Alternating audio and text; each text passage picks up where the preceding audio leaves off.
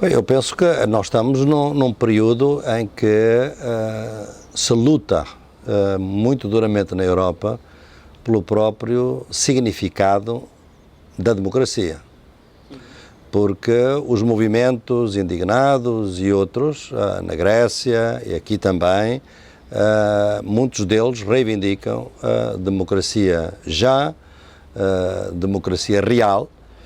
Portanto, o que estamos a ver é que, ao contrário do que aconteceu noutras lutas no início do século XX, em que os jovens também vinham muito para a rua, nas grandes cidades da Europa, nas próprias grandes cidades também, nomeadamente em Chicago, eram sobretudo jovens anarquistas, uns eram pacíficos, outros eram mais violentos, digamos assim. Não passava pela cabeça a nenhum desses jovens apelar à democracia à democracia real, porque a democracia na altura era uma coisa totalmente elitista, pouca gente votava, pouca gente participava, pouca gente podia eleger, e só as elites é que eram eleitas.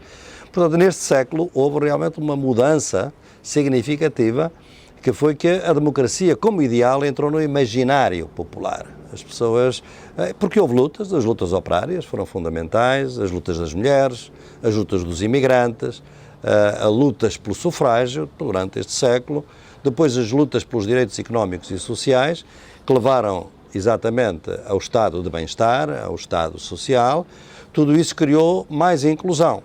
Não, obviamente, não foi uma superação do capitalismo, não é? Mas de todo modo, digamos, a democracia começou a ser um ideal a que as classes populares, antes totalmente marginalizadas e excluídas, podiam apelar. O que os jovens estão a dizer fundamentalmente hoje é que esse imaginário, de alguma maneira, foi uma fraude. Eles já o tinham dito em 68. O maio de 68, o movimento estudantil em França, já tinha sido um grande aviso, mas um aviso mais agressivo, ofensivo, porque fundamentalmente o movimento estudantil de 1968 era um movimento contra os partidos de esquerda, os partidos socialista e comunista, e contra os sindicatos por haverem atraiçoado a luta pelo socialismo. Eles tinham prometido o socialismo e tinham-se acomodado ao capitalismo.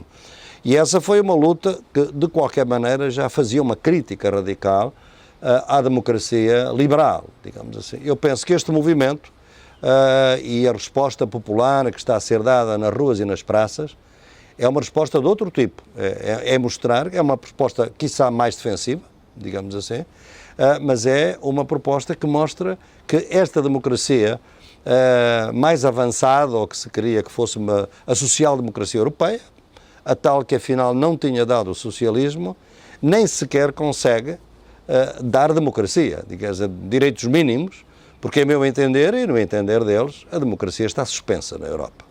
E por isso as pessoas hoje, e os jovens sobretudo, manifestam-se nas ruas e nas praças porque as ruas e as praças são os únicos espaços públicos da Europa que não estão colonizados pelos mercados financeiros. E é por isso que estão nas ruas e nas praças, o que significa que as próprias instituições do Estado e da democracia estão num processo de crise muito profundo. Elas estão lá, elas existem, elas continuam a funcionar, tudo parece ser uma normalidade democrática, institucional, não há estado de emergência, o Tribunal Constitucional funciona, o Parlamento funciona, mas não funciona minimamente para os interesses do povo. Estão as instituições a funcionar contra o povo. Ou seja, a democracia, que é um governo do povo, transformou-se numa democracia contra o povo. E isso é o que é inaceitável.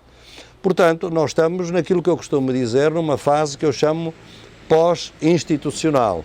Isto é, as instituições estão lá, mas não funcionam de acordo com as expectativas que os cidadãos tinham. E, portanto, um pouco desesperados por essa situação, os jovens, e neste momento já não são jovens, são também todos os desempregados, são também os pensionistas, os reformados por esta Europa fora, nomeadamente em Portugal, onde a luta, os cortes nas pensões têm sido muito drásticos, obviamente. Estes, neste momento, o que estão a apelar é um ideal democrático, que não é aquela democracia real que há, aquela democracia que está lá, não é real, não é uma democracia efetiva. E esta é a situação em que nós nos encontramos. Como é que chegamos aqui? Uma Europa que durante 500 anos dizia que era ela a titular da missão civilizadora. E por isso foi a conquista e por isso foi o colonialismo. Obviamente que esses povos colonizados sabiam que era um colonialismo violento, agressivo, mas que era tratado aqui como missão civilizadora. Nos últimos 200 anos, sobretudo depois da Revolução Francesa, a Europa parece que ser a mátria dos direitos humanos, da democracia, do primado do direito. Afinal, neste momento, o que estamos a assistir é que tudo isso ou foi uma fraude ou está a ser uma fraude. Porque o estado de emergência, estas medidas excepcionais de cortes nos salários, cortes no Serviço Nacional de Saúde, privatizações, contra o que está na Constituição, não se faz, é um estado de emergência, tem todos os aspectos disso, mas não foi declarado como estado de exceção. Por outro lado, não é o estado de emergência ou estado de exceção foi contra um inimigo externo ou um inimigo interno forte. Recentemente, nos últimos 12 anos, o inimigo interno parecia ser o suspeito de terrorismo. E, portanto, uma série de leis antiterroristas para os povos islâmicos, para as populações islâmicas do nosso continente, para os imigrantes, sobretudo aqueles que vieram do norte da África ou mesmo de África Austral. Bem, mas, de repente, esta emergência, este estado de exceção, não é dirigido contra esses suspeitos de atos de terrorismo. É dirigido ao cidadão e à cidadã que sempre trabalhou, que pagou os seus impostos, que descontou para a segurança social, para poder ter o subsídio de desemprego, educação pública de qualidade, um Serviço Nacional de Saúde. São esses que são, aparentemente, os inimigos do Estado Democrático neste momento. Não são os bancos são resgatados, nós continuamos a ter um Estado social, mas este Estado social é um Estado social para os bancos. É o Estado de bem-estar dos bancos. Porque eles foram resgatados, as famílias não são resgatadas. Portanto, houve aqui, sem nenhuma mudança constitucional, houve uma mudança qualitativa no modo como o Estado se comporta. Os bancos recuperaram os seus lucros, a sua rentabilidade, o seu bem-estar. As famílias são os despejos, desáucios. Na Espanha, que hoje é um grande movimento, com quem tenho trabalhado bastante, são exatamente a expressão da violência do Estado e desta democracia, que só tem o nome, em meu entender, está suspensa, e em Portugal ainda mais, porque Portugal está sujeito a uma troika, e as grandes decisões são todas tomadas pela troika. A situação em Espanha não é muito distinta, porque, e em Itália, os condicionalismos são os mesmos, praticamente os mesmos, embora se mantenha um pouco mais de soberania, se quisermos. Portanto, eu penso que estamos numa situação que não sabemos se é uma democradura ou uma dictablanda, uma dictabranda, mas não é certamente aquela democracia pela qual nós lutámos aqui depois do 25 de Abril de 1974, que, como sabe, foi a Revolução dos Cravos, que devolveu a democracia a Portugal depois de 48 anos de ditadura.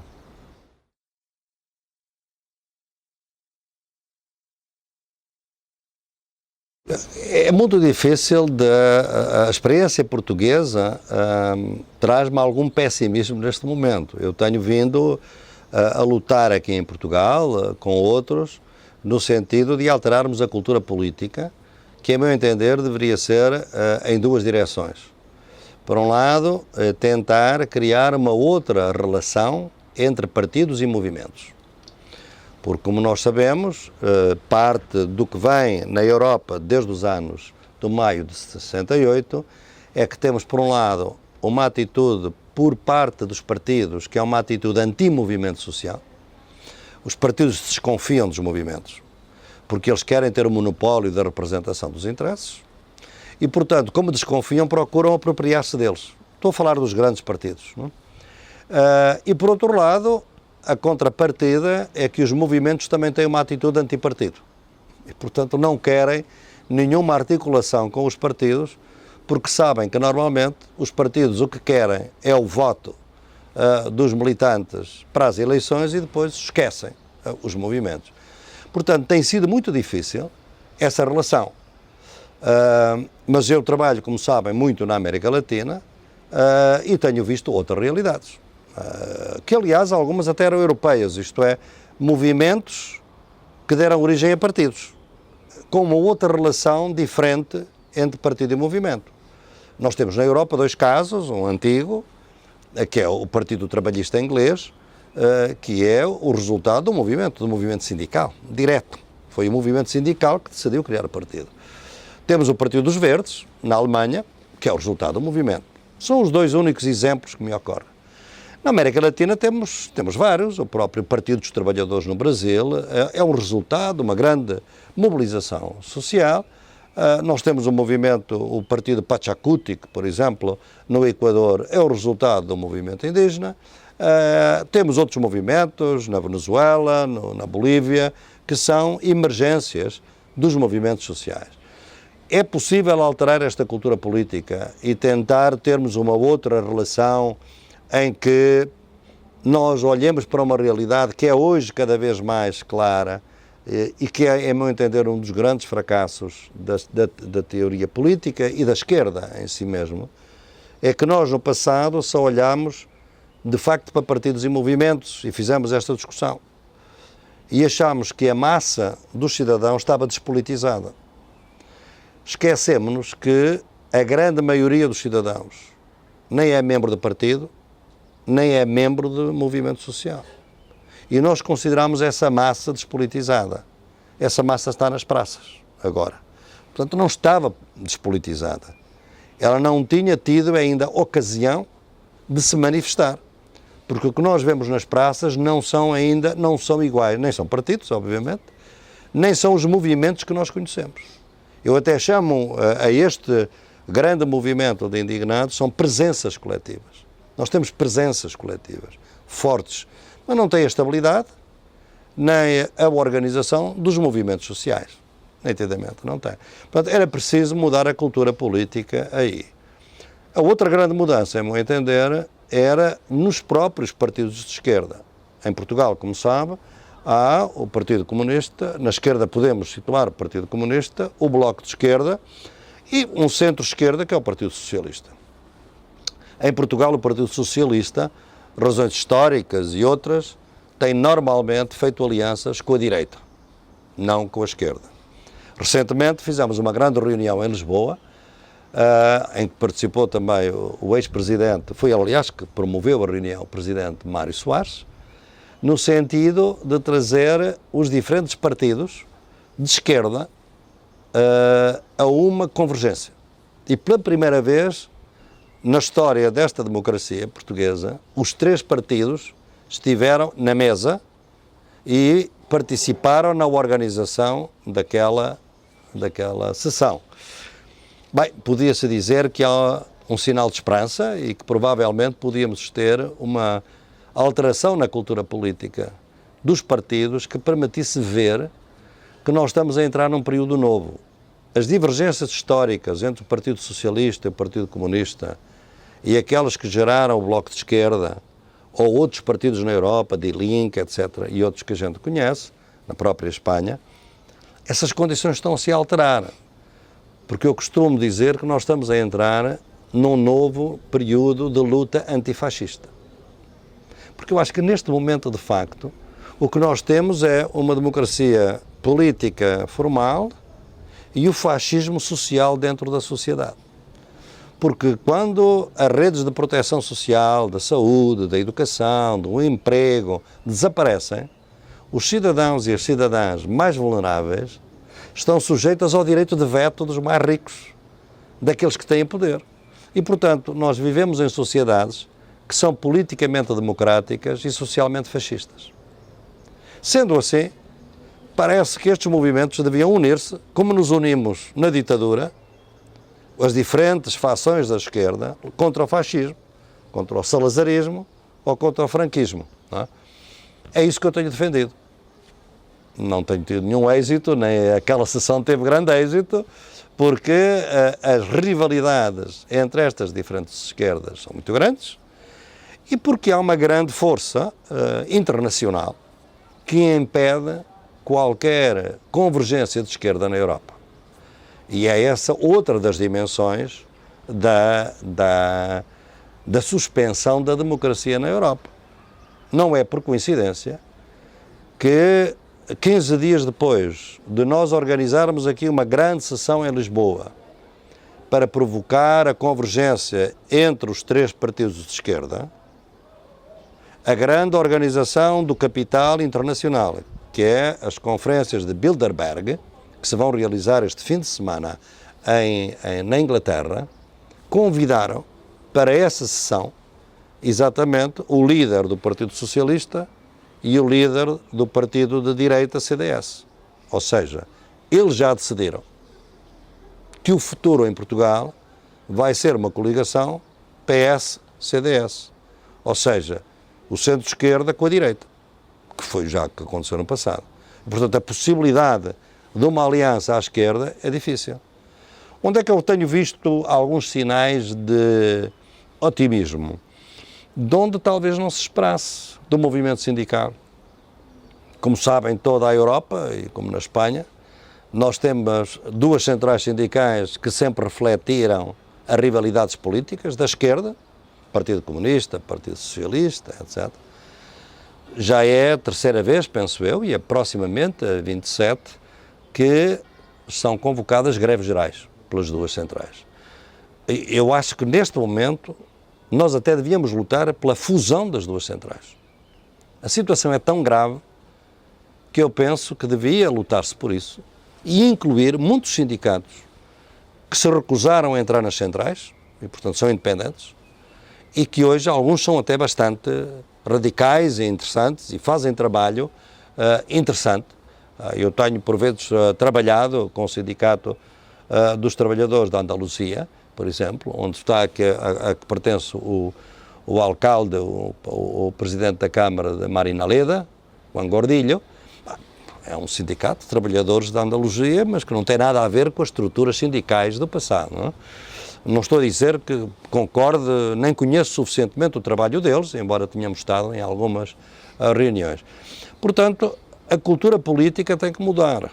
As instituições estão rígidas, a meu entender, suspensas na função democrática. Os partidos que vieram até agora estão imobilizados. Em Portugal, o único partido que dá algum sinal de esperança e que foi o único que naquela sessão falou de um governo de esquerda com todos os partidos foi o Bloco de Esquerda. Foi o único que abriu a um governo de esquerda. Todos os outros, o Partido Comunista disse basicamente que o Partido Socialista é igual aos partidos de direita. E, portanto, não vai haver nenhuma aliança possível.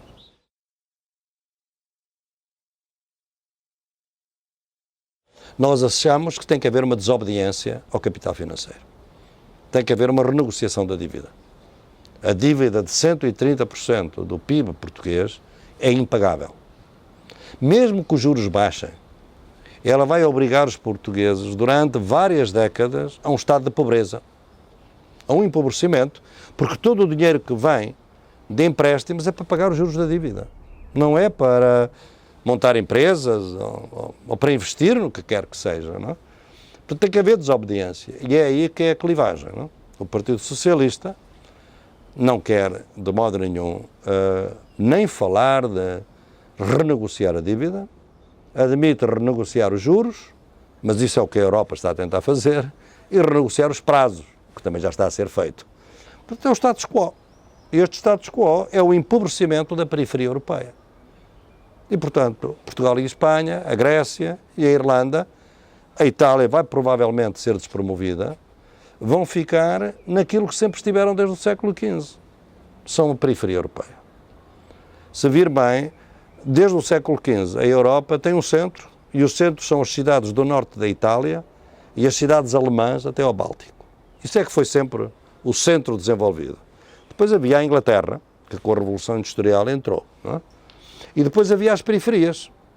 A periferia do norte, os países nórdicos, os países do sul, Península Ibérica, depois a periferia do sudeste, que são os Balcãs, e a periferia do leste, que eram os povos que depois entraram no regime comunista. Bem, esses ficaram até ao Muro de Berlim, à queda do Muro de Berlim, num sistema paralelo. Destas outras periferias, só uma é que entrou no centro da Europa, como desenvolvida, digamos assim, são a periferia do norte, a Noruega, a Suécia e a Finlândia. Todos os outros, basta ver, analisar os dados estatísticos, Península Ibérica, os Balcãs e o leste europeu agora, já sem o comunismo, continuam a ser periferias desse centro, muito dominado, como sempre foi pela Alemanha, e que continua a ser, como é óbvio, que não temos uma política europeia, temos uma política alemã para a Europa, que obviamente quer o euro, porque é muito importante para eles terem o euro, porque se eles saírem do euro vão para o marco, e o marco obviamente vai ser valorizado em relação ao euro, será mais caro, e portanto os produtos alemães vão ser obviamente mais caros e menos competitivos. É só por isso que querem o euro, não querem mais nada. Portanto, eu tenho tido atitudes muito fortes. Eu que estudei 2 anos na Alemanha e conheço bem o país, tenho tido algumas atitudes polémicas, consideradas polémicas, mas, em relação à Alemanha. Mas realmente começa a ser demais que este país, que destruiu a Europa durante um século, 2 vezes através da guerra, me parece que neste momento quer destruí-la por uma via violenta, mas que não é. A guerra é uma luta financeira. Não é? Isso é muito trágico de ver, mais uma vez, na Europa, e naturalmente temos todos medo de um certo nacionalismo agressivo alemão, que deu sempre maus resultados na Europa. E, portanto, a situação é uma situação em que eu vejo que a realidade social e política avança mais que a nossa cultura política. Nós continuamos a pensar que ainda está tudo normal, mas já foi tudo minado. É exatamente o mesmo que se passa, veja o paralelo entre o que se passa aqui de suspensão da democracia e o caso do Ed Snowden nos Estados Unidos, o whistleblower, o homem que veio a revelar toda a absorção e a supervisão e a vigilância de todos os nossos dados, do Facebook, do Google, da Microsoft, do Twitter, que é tudo feito para vigilância. Estamos em democracia, mas aquela vigilância ataca toda a gente. Estamos em austeridade financeira, que ataca exatamente todos os cidadãos, não ataca, nem ataca os grandes, obviamente, nem ataca, digamos, alguém cujas finanças estivessem em offshores, por exemplo, paraísos fiscais. Aí faz sentido que houvesse vigilância. Mas agora faz-se vigilância e cortes na vida de todos os cidadãos. E é isto que me parece significar uma suspensão da democracia neste momento. E, portanto, é um sistema político que não sabemos muito bem designar. E os jovens estão na rua à procura de respostas. Também não as têm. E, por vezes, até refletem mais a degradação política que foi causada pelo neoliberalismo do que uma alternativa. E eu acompanho muito e sou muito solidário, mas, por exemplo, só para lhe dar um exemplo, a mim causa-me alguma preocupação, e também tenho visto o movimento Occupy, toda esta ideia de que a democracia tem que ser assembleísta e tem que ser por consenso, onde qualquer minoria pode bloquear qualquer decisão. E no Occupy, nos Estados Unidos, temos visto isso mesmo. Ou seja, o que é que estas atitudes são destes movimentos, por vezes, com os quais, como digo, estou solidário em muitas coisas e trabalho com eles. É como eu tenho tentado dizer, é que eles têm um conceito de autonomia individual. Eu quero votar assim, sem o meu consenso isto não avança. Ora, essa autonomia individual é neoliberal. É o que o neoliberalismo veio a dizer a nós, é que os indivíduos têm que ser autónomos. Lutar pelo seu emprego, lutar pela sua saúde, segurança, etc. Porque não há responsabilidade coletiva. Ora, eu acho que nós temos que lutar por autonomia coletiva. Autonomia individual é importante, mas se não houver uma autonomia coletiva, não temos uma alternativa política. E é isso que neste momento não temos, de facto.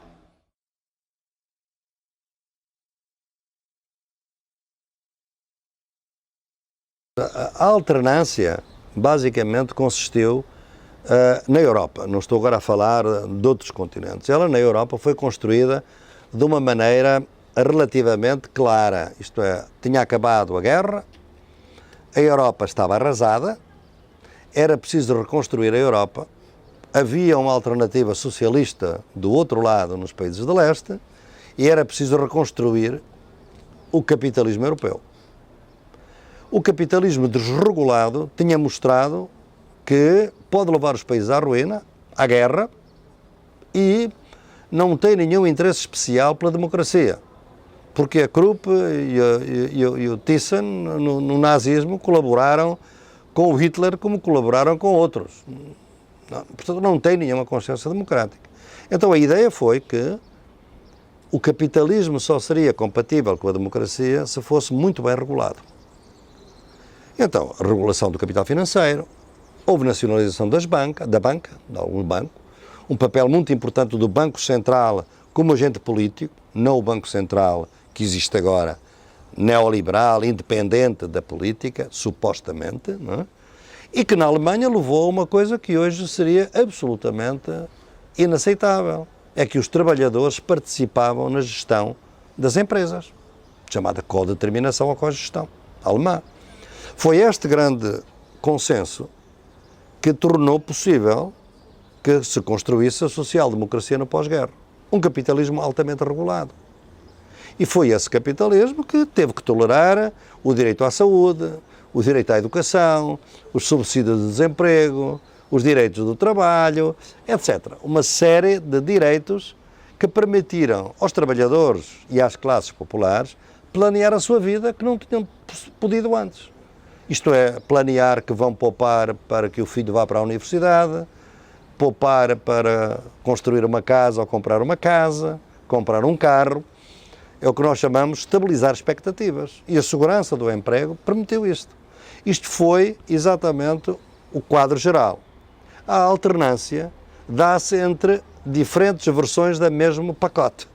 Isto é, uns governos da direita, digamos assim, democracia cristã na Itália, por exemplo, mais próximos do capital, mais restritivos nos direitos, e os partidos de centro-esquerda, basicamente, o Partido Socialista, porque os partidos comunistas foram, de alguma maneira, expulsos da área de governação.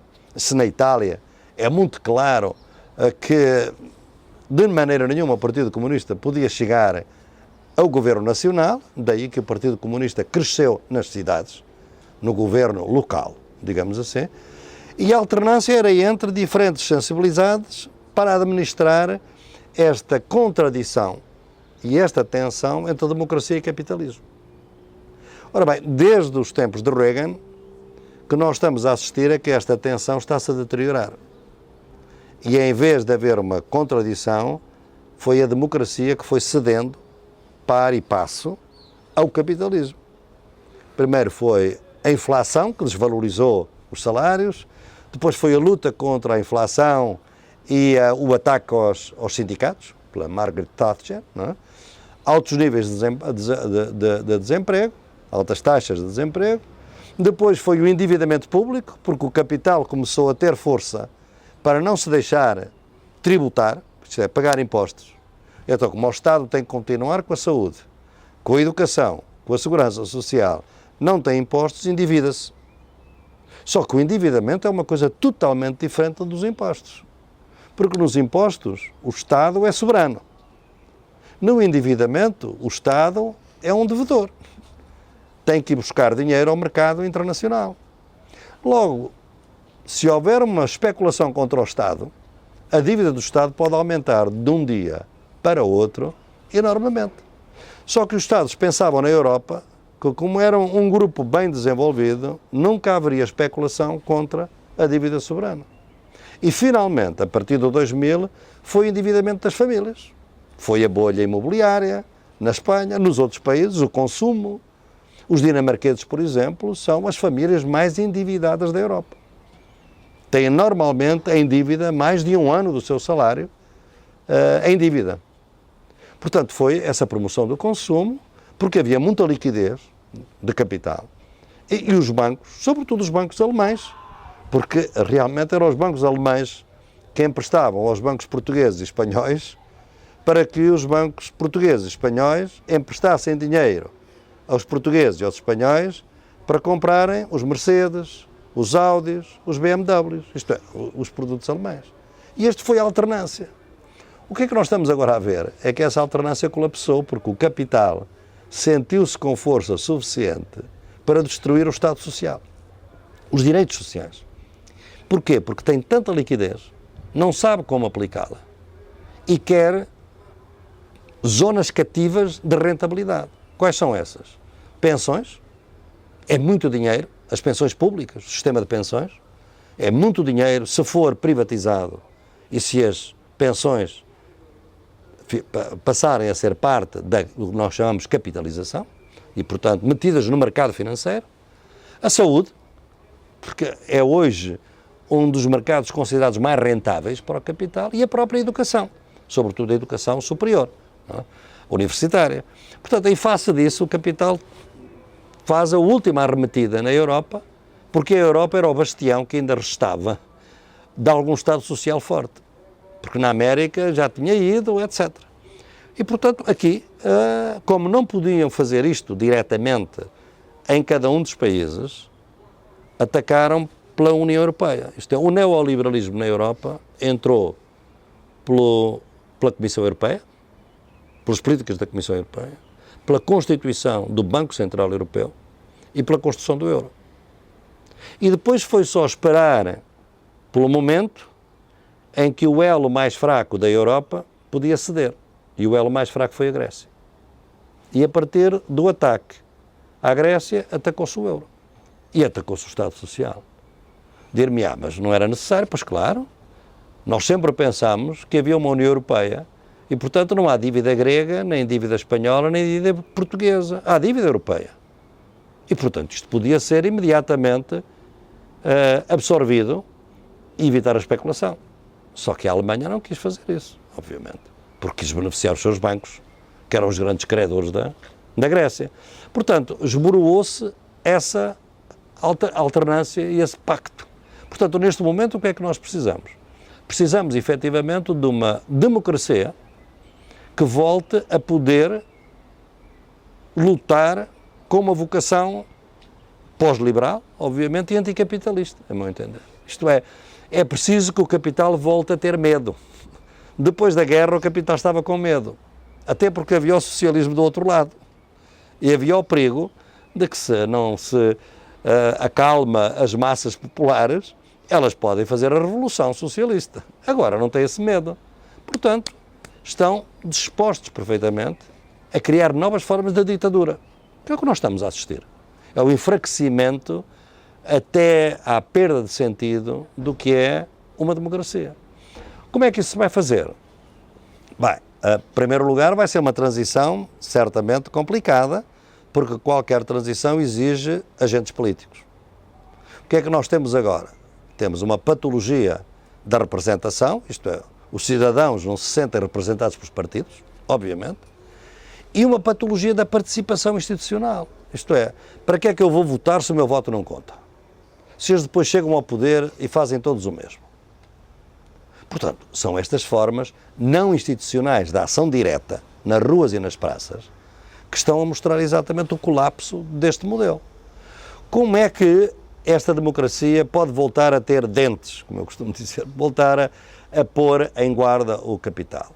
Vai ser muito complicado, mas é evidente que não pode ser esta democracia. A democracia representativa, tal e qual como existe, está liquidada historicamente, a meu entender. Portanto, nós temos que ir para um outro paradigma democrático. Eu costumo chamar a isso democratizar a democracia. A democracia precisa ser democratizada. Porque ela, neste momento, é uma pequena ilha democrática no meio de um arquipélago de despotismos na sociedade. E ela é incapaz de poder lutar contra os déspotas, sejam banqueiros, seja quem quer que seja, com poder fáctico, digamos assim. Como é que ela vai ser? Bem, obviamente que a minha posição tem sido, não é a de eliminar a democracia representativa, mas é de complementá-la, articulá-la com outras formas de democracia, que, a meu entender, só podem ser formas de democracia participativa ou mesmo deliberativa, que têm que ser articuladas com a democracia representativa, desde que ela seja profundamente remodelada. Sistema político, sistema eleitoral, financiamento dos partidos, tudo isso tem que ser mudado, obviamente. Eu, aliás, penso que esta transição vai passar por um impulso constituinte. Isto é uma nova Constituição destes países. Nós aqui em Portugal temos muito medo de falar disso, porque toda a gente diz, temos é que defender a nossa Constituição. Mas eu acho que esta Constituição também já não nos chega. Nós devíamos não estar à defesa, mas antes ao ataque.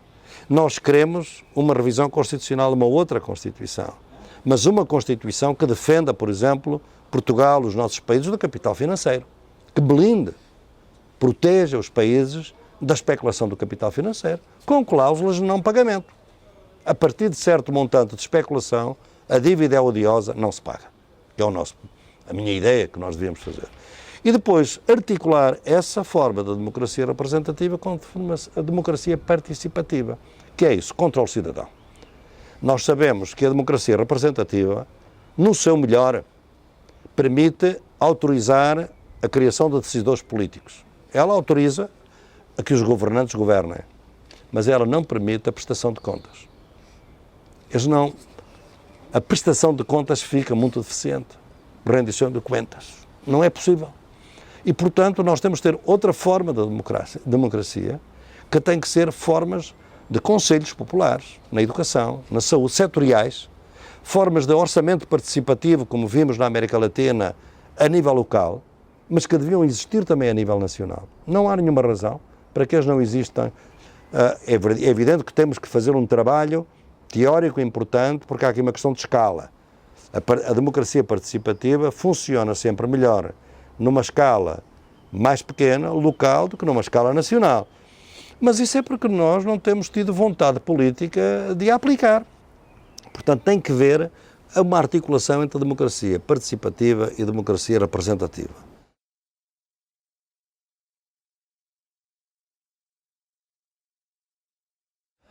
No outro dia aqui, nesta reunião que nós organizámos, para surpresa de muita gente, o ex-presidente da República, Mário Soares, com 88 anos, e aliás foi líder do Partido Socialista e durante muito tempo fortemente anticomunista, disse, bem, se não se fizer nada, o povo tem sido pacífico, mas isto pode vir a transformar-se num conflito violento. Bem, foi uma grande agitação no país. O Dr. Mário Soares é catastrofista, está a apelar à violência, etc. Não estava nada a apelar, estava a dizer que isto pode surgir, não sabemos, com toda a franqueza. Eu acho, como eu costumo dizer, em geral os sociólogos são muito bons a prever o passado, não a prever o futuro, não é? Tudo isto é imprevisível. como é imprevisível o que está a passar na Turquia, por exemplo, porque não é previsível, não é imprevisível para quem estivesse com atenção, mas é mais ou menos imprevisível, é um país que está a crescer, por que razão estes jovens? E pode assumir muita violência. A questão que está aqui, o que está a suceder em geral, é que a violência das transições começa sempre pela violência do Estado. É a brutalidade da polícia, é a violência policial, é a morte de como eu ainda há pouco tempo, há 15 dias, estava em Estocolmo, e foi a morte de uma pessoa, pela polícia, que gerou todas as manifestações, os protestos, alguns deles violentos, com muito incêndio de muito carro, num dos bairros de Estocolmo. Um país onde nós não imaginaríamos que havia agitação social. Portanto, eu penso que o capital financeiro internacional, como o capitalismo em geral, ele nunca foi capaz de planear a médio prazo. O Estado capitalista é que procurou planear. Como o Estado está muito enfraquecido, não pode planear. Portanto, a voragem do capital financeiro, este elemento psicopata do capital financeiro que quer destruir aquele país, especular contra a Grécia porque ganha mais no dia seguinte, isto é absolutamente suicida. Portanto, até que ponto é que os cidadãos dos nossos países se vão limitar ao protesto pacífico e depois vão para casa? Até que ponto é que a violência vai ser uma violência no sentido de fortalecer um Estado democrático ou no sentido contrário, como estamos a ver com a aurora dourada da Grécia, no sentido de violência de extrema-direita? Também é imprevisível. Aqui em Portugal não vemos esse fenómeno com muita força. Na Espanha não conheço bem, mas não tem de modo nenhum a expressão eleitoral que tem na Grécia. Na França, como vê, o governo está neste momento a tentar fazer, enfim, uma repressão da extrema-direita pela morte daquele jovem ativista de esquerda recentemente em França. Portanto, a situação é de grande instabilidade. Nós vamos passar por uma grande turbulência política porque é uma transição paradigmática. Ora, nós tivemos 2 guerras, quer dizer, nenhum outro continente teve tanta perturbação num século. Portanto, não vamos pensar que isto vai continuar tudo numa normalidade. Não me parece. Porque não há agentes políticos que digam basta.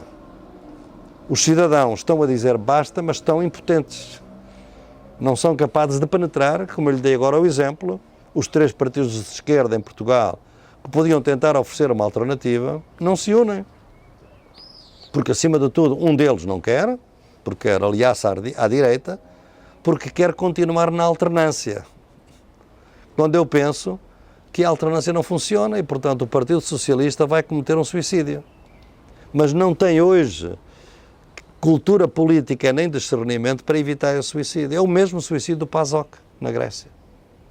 Eles vão aliar-se à direita, ao partido mais à direita, aliás, e naturalmente vão continuar com a mesma política.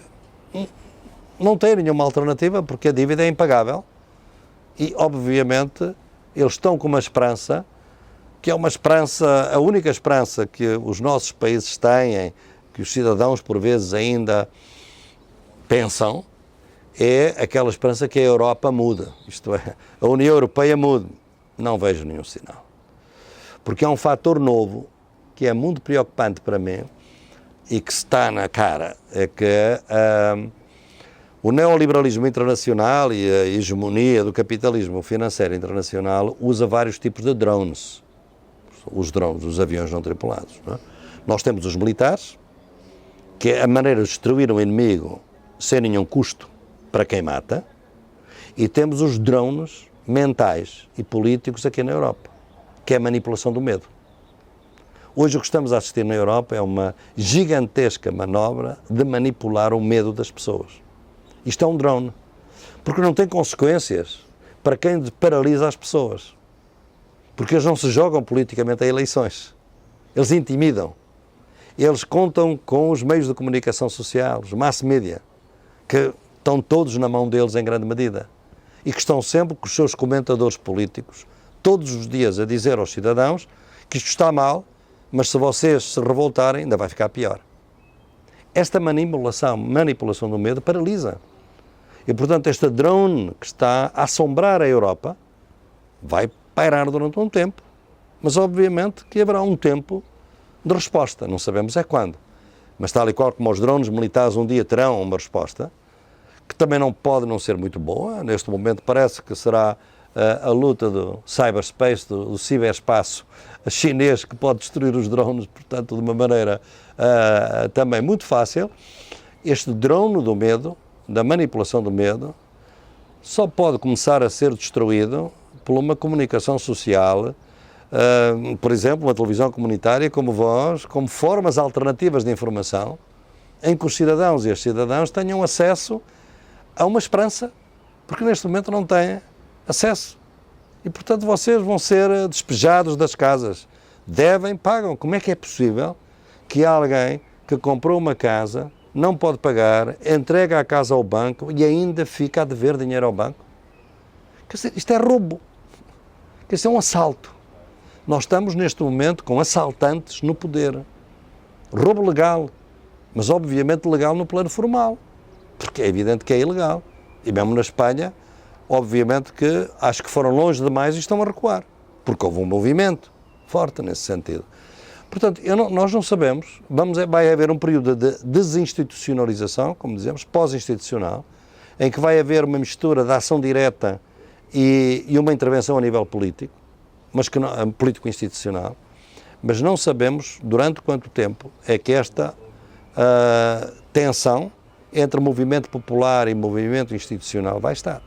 Depende muito de muitas condicionantes que estão aí, políticas, e que algumas das quais nem sequer se fala, não é? Porque para mim, um dos grandes danos da crise aqui na Europa é a capacidade que a crise tem de nos impedir de pensar. Grande parte das pessoas hoje, dos movimentos sociais, foram silenciados pela crise. Veja, a Europa tinha os movimentos ecológicos, ambientalistas mais fortes do mundo. O senhor não ouve falar de ecologia ou de ambientalismo na Europa. O que ouve é falar que a alternativa à austeridade é crescimento. Sim, mas aquele crescimento económico, as Nações Unidas tinham dito que se for daquele tipo o crescimento económico, ele é insustentável a partir de 2015. No entanto, ninguém fala da ecologia hoje em dia, fala de crescimento. Portanto, há aqui uma redução da capacidade de insubordinação, de emancipação, que a própria crise cria. E é por isso que eu digo que a grande fraude é que se calhar nós não estamos numa crise. Isto não é uma crise. Isto é uma grande manobra do capital financeiro para fazer o ataque final ao Estado Social. Chamamos-lhe crise, mas é uma grande manobra.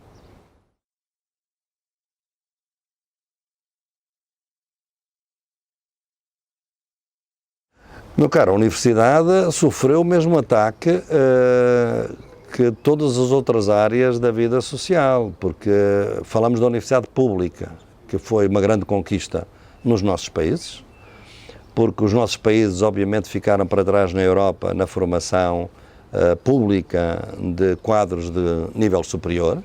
As ditaduras não favoreceram de maneira nenhuma a formação nem a democratização das universidades. Em Portugal assistimos a uma enorme democratização da universidade pública, mas é evidente que a partir de 90, com o atual Presidente da República, começou-se a liberalizar o sistema universitário, muito mais aqui que em Espanha. Isto é, o sistema público espanhol manteve-se mais forte e não sofreu tanto a concorrência da universidade privada. Não estou a falar das universidades católicas, que sempre existiram, digamos assim, mas do comércio, do negócio de universidades privadas que temos neste país, como temos na América Latina, em África, a universidade como um negócio. Bem, onde a universidade pública é forte, a universidade pública teve uma missão muito importante, não só na Europa como fora da Europa. Na Índia, por exemplo, na América Latina, com todas as limitações, a universidade pública foi onde se formulou um projeto de país. A unidade, por exemplo, para os países que tinham estado sujeitos ao colonialismo europeu, a universidade foi muito importante para saber o que é isto de sermos indianos, por exemplo, ou sermos brasileiros, ou sermos argentinos. Portanto, foi muito importante a universidade como um projeto de país. Era excludente, obviamente, porque, por exemplo, na América Latina, o projeto de país não incluía os indígenas, por exemplo. Portanto, era um projeto... Mas formava elites, as elites políticas, elites económicas, não é? Bem, a certa altura, o capital financeiro entende que já não precisa das universidades dos países menos desenvolvidos para formar as suas elites. Porque vai criar as universidades globais, a ideia das universidades globais. Porque o inglês vai passar a ser a língua internacional e as universidades globais são as universidades americanas, que são as universidades de elite e que são todas privadas. Não é? E, portanto, vai haver um ataque às universidades públicas, porque se ver as elites do seu país ou do meu país, isto é, os que vão dirigir bancos ou que vão dirigir empresas, os filhos deles não se formam nos nossos países. Vão fazer os seus cursos universitários na Inglaterra e nos Estados Unidos ou na França. Cada vez mais. Portanto, o capital deixou de precisar da universidade pública para formar as suas elites. Pode formar as elites secundárias, mas não o topo da elite. E, portanto, começou a desinvestir na universidade pública. E nós estamos a assistir a um desinvestimento do Estado na universidade pública há 20 anos. Até que o ataque final está a ser preparado na transformação da universidade, no ensino universitário, num serviço, no mercado, o mercado da educação superior, que é o que está em discussão hoje em Doha. Portanto, o último round da Organização Mundial do Comércio é a liberalização dos serviços. E um dos 12 serviços é o serviço de educação. Da educação terciária, sobretudo, como se chama ao Banco Mundial, isto é, as universidades. Portanto, o que é que eles querem? Eles querem, fundamentalmente, privatizar o sistema universitário todo. Se não o puderem privatizar, é fazer com que as universidades públicas funcionem como empresas, que é o que já está a funcionar. Os departamentos onde se produz conhecimento com valor de mercado têm financiamento. Pode ser biologia, pode ser o que seja, não é? Biotecnologia. Se for sociologia ou se for estudos clássicos, não tem financiamento. Na Inglaterra estão a fechar os departamentos de humanidades. Estão a fechar departamentos de ciências sociais. Portanto, a universidade, que é ainda hoje uma reserva de pensamento crítico e de pensamento independente, está a ser atacada. Porque no momento em que a lógica privada entra na universidade, obviamente que o valor do conhecimento não vem da curiosidade que temos como cientistas, vem do valor de mercado do nosso conhecimento. E, portanto, os próprios professores estão a ser proletarizados. Veja o que se passa hoje com a avaliação dos professores nas nossas universidades. Estão a criar um sistema universal, isto é, americano, de avaliação da produção científica dos professores, que é publicarem em revistas, quase todas inglesas, ou de língua inglesa, que são aquelas que estão no ranking, na classificação das revistas mais importantes. E, portanto, chama-se isso bibliometrics, bibliometria. E, portanto, os professores estão todos a ser, e os investigadores, canalizados para um tipo de publicação que impede o pensamento crítico. Porque elas são totalmente formatadas. Se quiser fazer um trabalho mais solidário, não tem qualquer possibilidade de o fazer. Um professor que queira dedicar-se a trabalhar com os movimentos sociais ou serviços de extensão, isso não interessa para o seu currículo. O seu currículo e a sua promoção assenta só nas publicações. Portanto, nós estamos a destruir a fonte de pensamento crítico que eram as universidades e que continuam ainda a ser em boa parte. Aqui vai ser uma luta mais complicada, obviamente. E em alguns países, a universidade pública até hoje renasce. No Brasil, por exemplo, onde desde o presidente Lula se criaram dezenas de universidades públicas. De uma vez criou 5.000 postos de trabalho de professores em universidades públicas. Portanto, há contradições, mas o processo é evidente que é extremamente preocupante, porque não querem pensamento crítico, independente, hoje.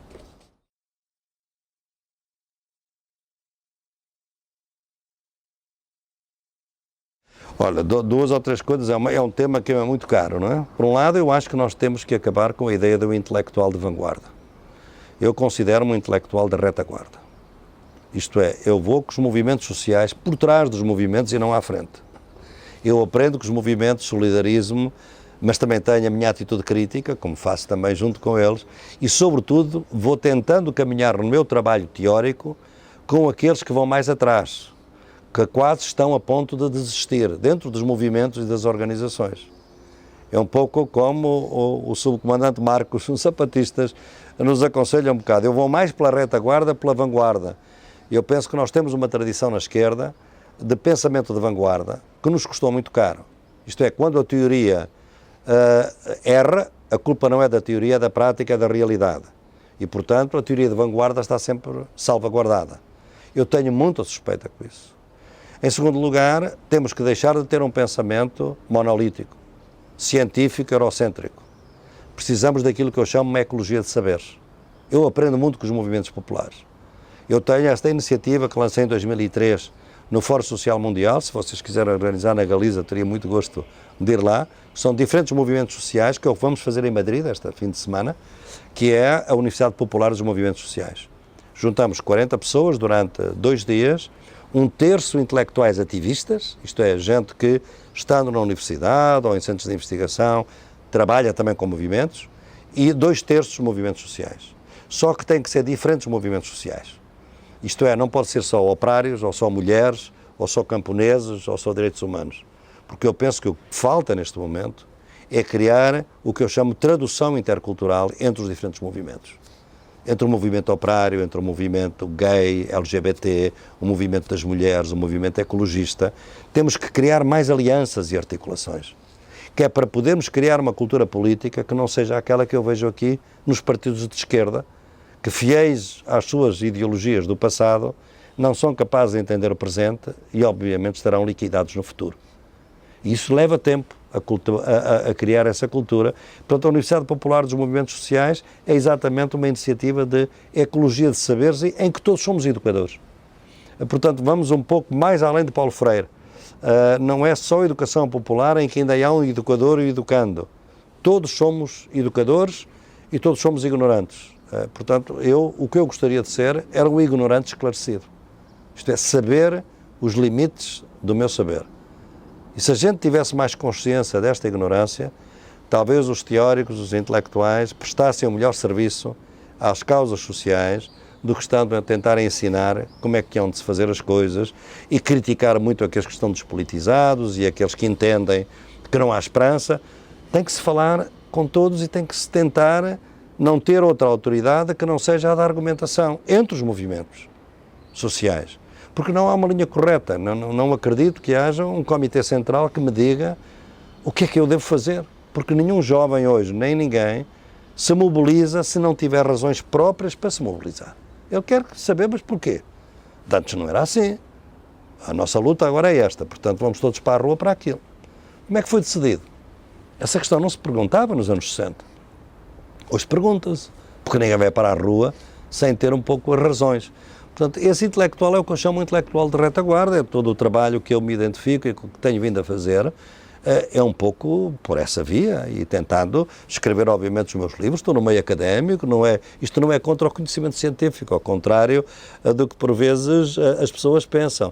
É descolonizar o pensamento científico. É obrigar a que o conhecimento científico não tenha medo de se articular com outros conhecimentos populares, dos movimentos urbanos, movimentos rurais, movimentos de camponeses, movimentos ecológicos.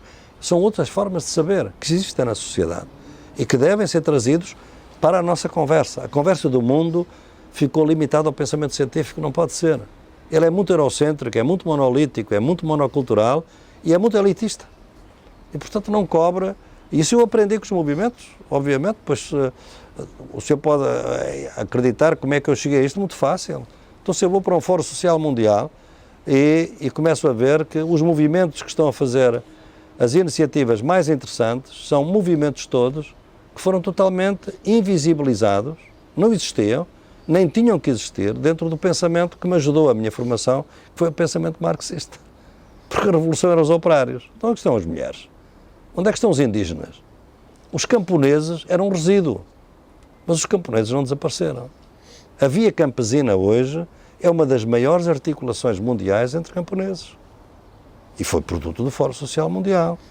A articulação, a Marcha Mundial das Mulheres, é um produto do Fórum Social Mundial. Nós temos neste momento em Portugal uma emanação muito interessante, o movimento das mulheres contra a austeridade, como resultado da Marcha Mundial das Mulheres. Isto não era possível antes, portanto, nós temos realmente esta internacionalização, que é outra cultura, e o intelectual que trabalha com estes movimentos não pode estar a dar lições. Tem o seu conhecimento, e normalmente, como eu me vejo muitas vezes, é ter um conhecimento de diferentes contextos, africanos, latino-americanos, asiáticos, e uma pessoa pode discutir, bem, isto funcionou ali, mas não funcionou acolá. Vamos ver se isto funciona. Quer dizer, é perguntar, é um facilitador e um perguntador. E vai dando as respostas que é possível. Mas juntamente com os outros. Se não for assim, eu acho que o intelectual, a universidade, fica isolada na sua torre de marfim, que qualquer dia podem eliminá-la, que ninguém dá por isso.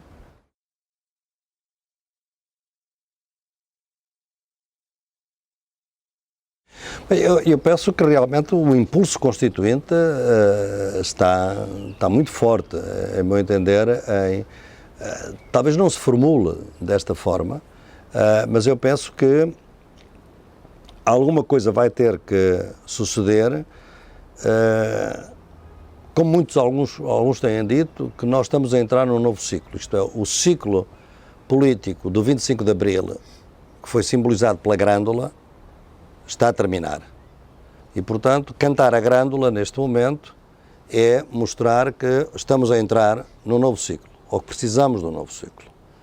Esse novo ciclo não vai ser, obviamente, igual ao anterior, porque o anterior tinha uma componente antifascista forte, não é? Porque vinhamos da ditadura, e, por outro lado, tinha uma coisa que a gente por vezes se esquece em Portugal e na Espanha, é que a democracia nos nossos países foi uma democracia que veio num pacote onde estão os direitos cívicos e políticos e os direitos sociais e económicos. Nós não tivemos aquilo que os ingleses costumam designar pelas diferentes gerações de direitos humanos. Primeiro, direitos cívicos e políticos, direito de liberdade de expressão, direito de voto, etc. E depois o direito à educação, o direito à saúde, o direito dos laborais, subsídios de emprego, etc. Em Portugal e na Espanha, esse pacote veio depois da ditadura, veio tudo. Vieram os direitos cívicos e políticos e vieram os direitos económicos e sociais. Não é? Veio o Estado Social, obviamente. Portanto, no DNA da nossa democracia está esse estado de bem-estar, de alguma maneira. E, portanto, se nós retiramos os direitos económicos e sociais, já estamos a retirar também os direitos cívicos e políticos. Portanto, é uma ilusão pensar que nos nossos países, aliás, em geral, eu penso, mas em Portugal ou na Espanha, que a gente pode destruir os direitos sociais e económicos, mas afinal resgatamos os direitos cívicos e políticos. Não resgatamos. Aliás, vê-se que, efetivamente, como há pouco dei o exemplo de Bilderberg, como outras instituições transnacionais já estão a decidir qual vai ser o futuro político de Portugal. E têm meios muito fortes para isso, porque têm redes de televisão, têm jornais, têm meios de comunicação que vão dizer aos portugueses que a única solução é a tal alternância, sem base de alternância, como eu digo. Portanto, eu penso que realmente o impulso antifascista é muito forte nesse sentido, digamos assim, da necessidade de dar algum músculo à democracia. Não é? Agora, como é que damos músculo à democracia? Houve um tempo, sobretudo aqui na Europa, em que nós pensámos, todo o movimento à esquerda, etc., organizou-se sempre na base da luta nacional. No caso da Espanha também as autonomias, enfim, são especificidades dentro da Europa, mas o marco político e o marco de regulação do capitalismo foi nacional. Não é? Portanto, uma economia nacional e um capitalismo nacional. Aquilo que o Hilferding, no princípio do século, chamou o capitalismo organizado. Portanto, ele obedece às regras nacionais. O que aconteceu realmente nos últimos 30 anos é que a política continuou nacional, mas o capital se internacionalizou. E, portanto, eles criaram um mercado global de trabalho. Isto é, não criaram um mercado global de trabalho. Eles transformaram o trabalho num recurso global. E, portanto, a desindustrialização da Europa foi por aí. Porque, obviamente, não podiam competir com a China, com a Índia, com outros países, obviamente. Claro que a Alemanha pode competir porque são comboios de alta velocidade, os Mercedes e os Audis de prestígio. Mas os têxteis portugueses ou a pequena metalomecânica portuguesa ou espanhola não podem competir com a chinesa, em termos de preços, digamos assim. E isso foi o que destruiu, efetivamente, toda a base da economia destes países. Portanto, o capital internacionalizou-se e fugiu à regulação nacional. E hoje o que nós temos é um capital financeiro totalmente desregulado.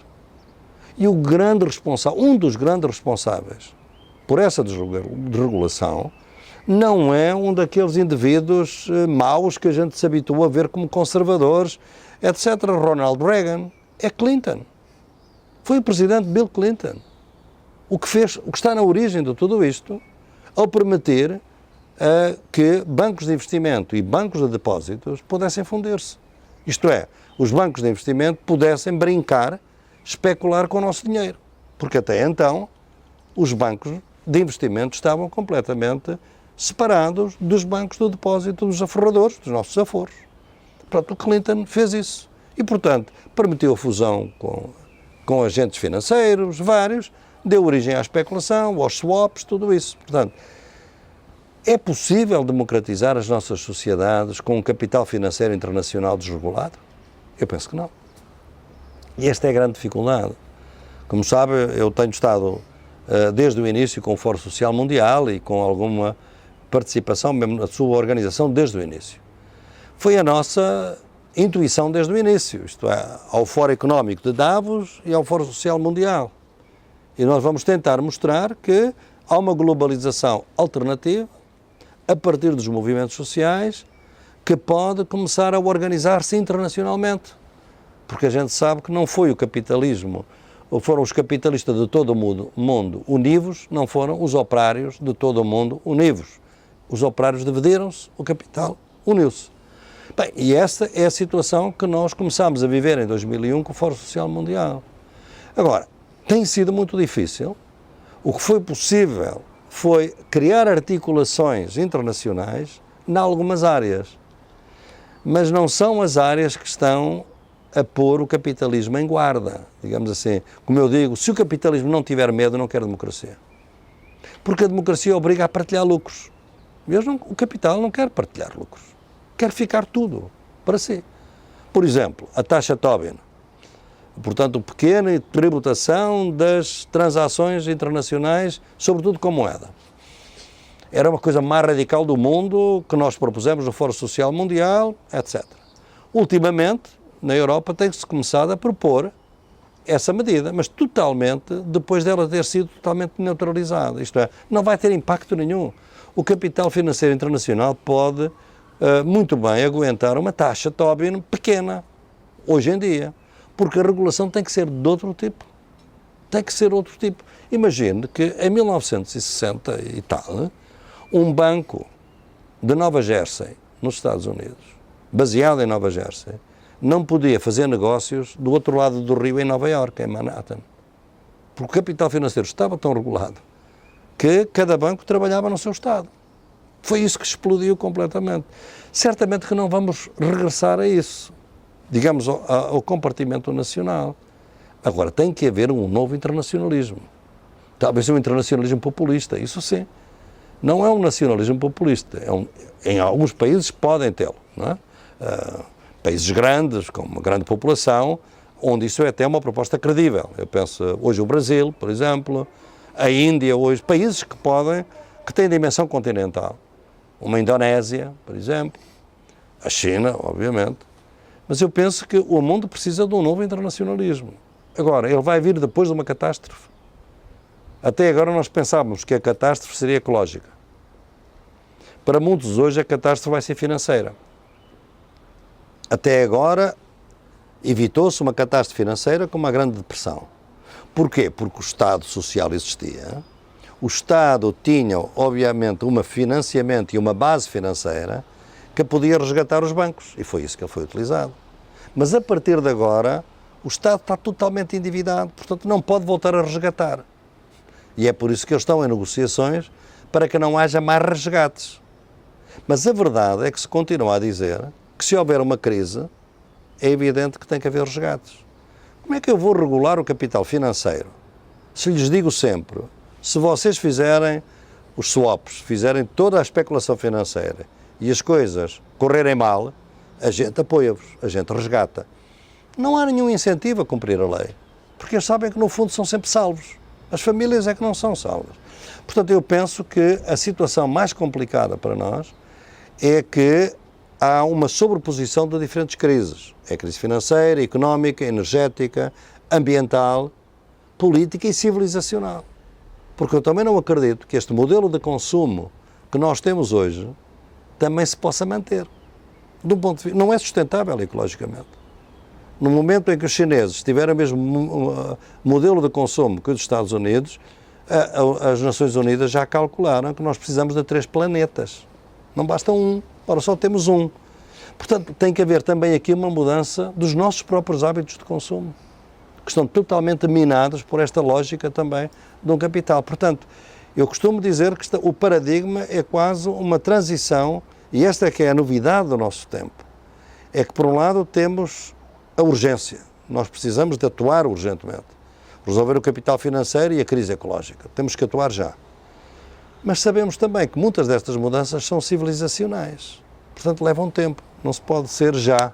Levam gerações. Educar as crianças na escola para a solidariedade e não para a competitividade e para o individualismo, para a ecologia, para a solidariedade internacional. Tudo isto vai levar um pouco de tempo, não é? Portanto, nós vamos entrar num período de turbulência, como aconteceu noutros períodos de transição civilizacional, totalmente incerto e que pode ir, como digo, a Rosa Luxemburgo costumava dizer, o socialismo à barbárie, não é? Nós agora não sabemos o que é que vai ser, quer dizer, nós de alguma maneira já estamos na barbárie, não é? Agora, será um socialismo para alguns ou o que é que vem depois do capitalismo? E esta é a grande questão, porque para muita gente hoje na opinião pública, o que vem depois do capitalismo, para ser bom, não pode ser socialista. Porque a experiência do socialismo real, digamos assim, no leste europeu, liquidou um pouco a ideia de socialismo. Os jovens hoje, com quem a gente trabalha e fala, são totalmente distantes a essas ideias. Socialismo, a única tradição de esquerda que se mantém hoje na Europa com alguma credibilidade são os anarquistas. Curiosamente, foi a única corrente política de esquerda na Europa que o Gandhi, na Índia, disse: se eu estivesse na Europa seria anarquista, mas não violento. Foi por isso que ele foi pela não violência, quando ele veio para a Inglaterra, exatamente, no princípio do século, em 1904, para estudar Direito, e viu os jovens anarquistas a lançar bombas. Disse: não, contra o Estado sim, mas com bombas não. E daí veio a não violência, na verdade. Portanto, nós estamos num momento de transição muito complicado, porque a política continua a ser discutida a nível nacional, mas ela está esvaziada por um capital internacional cuja lógica não é nacional. Portanto, não tem nenhuma lealdade ao que quer que seja, porque é o lucro. Certamente conheceram e tiveram notícia desse grande escândalo da Starbucks, daquilo que a gente... Por isso é que eu digo que isto vai contra os nossos hábitos de consumo. Eu hoje boicoto, como boicoto Israel, também boicoto Starbucks. Porquê? Porque o Starbucks não paga impostos nos países onde vai. Por exemplo, foi esse escândalo recentemente na Inglaterra. Porquê? Porque a empresa dá prejuízo. Como é que dá prejuízo se o Starbucks está sempre cheio? Porque a Starbucks tem que pagar por autorização da marca Starbucks a uma empresa, que é Starbucks, que está num paraíso fiscal e que cobra muito dinheiro pelos cafés onde a gente vai usarem a marca Starbucks. E, portanto, todo o lucro que eles têm é para dar àquela empresa pagando a marca. Totalmente fictício. A empresa é a mesma. Está-se a pagar a si mesma. Está a ver? Portanto, os lucros são fabulosos, mas não ficam no seu país. Portanto, não pagam impostos no seu país, não pagam no meu, não pagam na Inglaterra. Veja, isto faz-se, não vão para a prisão, não são punidos, não são proibidos, e as pessoas continuam a ir ao Starbucks, que é o lugar mais agradável para estudar, para estar com o computador, são os melhores sanduíches, etc. Ou seja, o inimigo está dentro de nós também. Porque qualquer mudança civilizacional é de grande dimensão, mas também obriga à mudança dos nossos próprios hábitos. E é aqui que as coisas são mais difíceis. porque nós não estamos, e sobretudo num momento de crise, as pessoas fumam mais, as pessoas tomam mais ansiolíticos, as pessoas bebem mais, as pessoas querem... para fugir ao escape, digamos assim, precisam de escape. Portanto, não podemos estar a promover mudança de hábitos numa altura em que as pessoas estão a ficar encostadas à parede. Hoje estão empregadas, amanhã estão no desemprego. Quem é que vai pensar agora no futuro, na minha saúde, etc., se eu amanhã posso estar desempregado? Portugal é o país da Europa onde se consomem mais ansiolíticos. Portanto, as pessoas estão a interiorizar a crise, a ansiedade, a depressão, medicalizando. Em vez da revolução, medicalizamos a passividade. Em vez da resistência organizada. Porque eu penso que vamos entrar numa revolução democrática, que eu gostaria que fosse democrática, isto é, uma revolução com muita turbulência, porque vai ter, mas não violenta. Porque da violência vamos ter uma violência de extrema-direita, vamos ter uma violência de extrema-esquerda, digamos assim. E isso pode ser fatal no contexto europeu. Fundamentalmente porque eu penso que no contexto europeu a extrema-direita acaba sempre por ganhar. Não é? Porquê? Porque o capital vai apoiá-la. A gente tem a experiência do que aconteceu exatamente quando a Rosa Luxemburgo e o Karl Liebknecht foram mortos. Não é? Como é que os tribunais alemães julgavam? Era um período, aquele período, 1918, em que havia tanta violência de extrema-esquerda, digamos assim, como de extrema-direita. E os estudos foram feitos das penas que eram aplicadas à extrema-direita e à extrema-esquerda. À extrema-esquerda eram penas fortíssimas. Muitos anos de prisão. A extrema-direita eram multas, pequenas penas, etc. Quer dizer, o próprio tribunal já estava exatamente enviesado a favor da extrema-direita, não é? Portanto, é verdade, como dizia há pouco, que as pessoas hoje tentam encontrar aliados nas instituições onde podem. Aqui em Portugal, neste momento, é o Tribunal Constitucional, que não foi um tribunal particularmente progressista no passado, mas que agora parece levar a sério a Constituição e diz, bem, não podem eliminar os subsídios de verão, das férias, não podem cortar os salários, não podem cortar as pensões, desta forma. Estão protegidos pela Constituição. As pessoas usam, hoje temos que usar, é por isso que eu digo que nós estamos num período, este período de transição, não nos podemos dar ao luxo de usar só luta institucional ou luta extra-institucional, temos que usar as duas. Lutar dentro do Estado, com os partidos e fora. Luta legal e luta ilegal. Nem meu entender, não violenta, mas isso é a minha posição. Mas luta ilegal, porque eles vão ilegalizar as lutas. Eles vão tornar o protesto cada vez mais difícil de fazer.